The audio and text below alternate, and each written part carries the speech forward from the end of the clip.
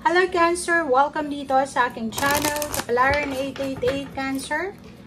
Alamin natin kung anong messages, vibration, gabay, energy para sa inyong lahat, Cancer.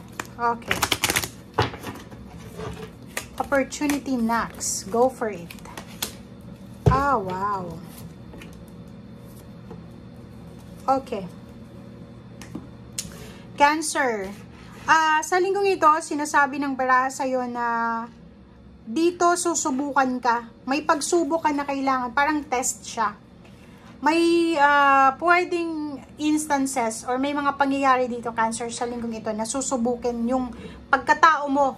Kung mabuti ka bang tao or may meron kang kinikim-kim na kasamaan sa buhay mo. Okay? Or sa puso mo. So, ihanda mo ang sarili mo.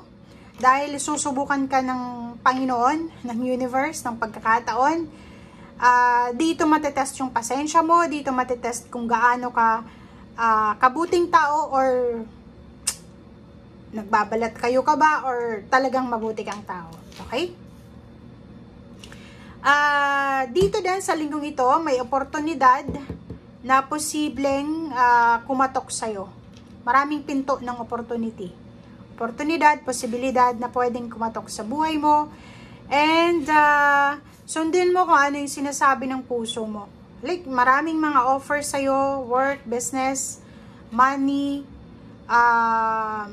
relationship, choices, option. Hanapin mo yung clarity, hanapin mo yung tamang direksyon, yung kaliwanagan dyan, sa mga choices na posibleng i-present sa'yo ng universe. Okay? Seek clarity. Doon tayo sa tama. Doon tayo sa maliwanag. Sundin mo kung ano yung sinasabi ng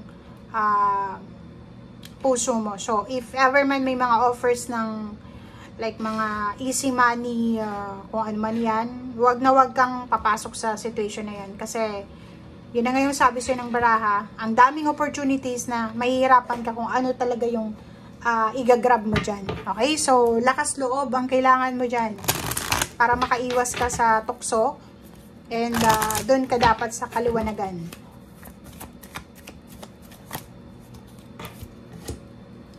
Okay. Cancer. Wow. Energy healing and balance career. Nakikita natin dito may mga Cancer na sobra-sobra kung magtrabaho.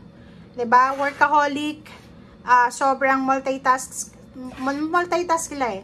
So, masyado silang masipag, nagmamadali. Yung parang kailangan nilang tapusin yung trabaho ng pang 1 week sa isang araw lang. Kailangan nilang magmadali kasi gusto nilang matapos kung ano man na trabaho yan. And kailangan mo sa linggong ito ng balanse. Career and home life, relationship, personal life, and energy healing. Masyado kang siguro yung physical body mo pagod na pagod ka dahil sa sobrang trabaho, emotional, masyado kang problematic sa pamilya mo na pwedeng apektado na yung career mo. So, kailangan mong maging matalino sa linggong ito. Kailangan maging matalino na i-manage mo yung oras mo, yung energy mo sa tama. And make sure na i-double check din natin. I-double check mo din, Cancer, yung physical health mo. Okay? Kasi baka sa sobrang pagod mo or sobrang negativity sa paligid mo, medyo nag-deteriorate na yung energy mo na kailangan na ng i-replenish na yung energy mo. Okay?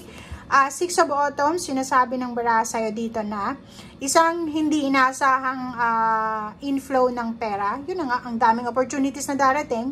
Pwedeng makakahiram ka ng pera o ikaw yung hihiraman, makakabayad ka ng utang.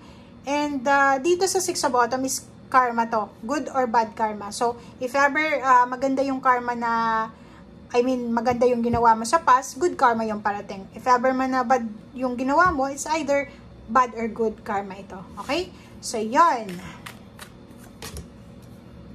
Ten of Winter, maraming solusyon. Yun na nga, ang daming opportunities. May resolution. Meron kang solusyon sa difficulties mo, sa mga paghihirap mo sa buhay. May choice ka ngayon, may option ka. Yung mga mabigat na pasanin mo sa buhay mo ay posibleng matapos na. Okay?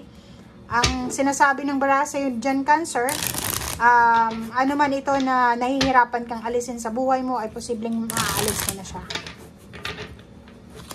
Okay, so it's a positive affirmation, positive manifestation siya, na yung pinaghihirapan mo or naghihirap ka, like money, relationship, mga habits, bad habits, emotion, ay posibleng ma-overcome mo siya sa linggong ito.